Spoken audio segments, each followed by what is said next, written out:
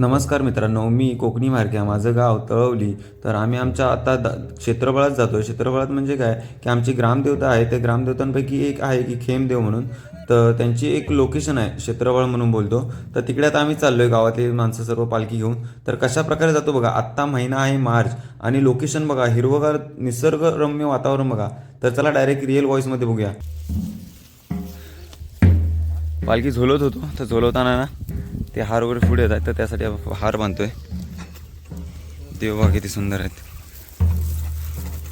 अशा प्रकारे शिमगा म्हणजे काय असतं, की शिमग्यात खूप सारे सण असतात. त्यापैकी एक सण असा असतो की प्रत्येक वाडीवाडीत पालखी दिली जाते. त्याच प्रकारे आताही एका वाडीवरती पालखी होती. तर ती प्रत्येकाची घरी जाते देव, आणि ते काय असेल ते रूढी परंपरा पार पाडल्या जातात. आणि त्याच्यानंतर अशा प्रकारे एका गावातून दुसऱ्या गावात पालखी घेऊन जातो आम्ही. तर त्याच प्रकारे असं चाललो आम्ही.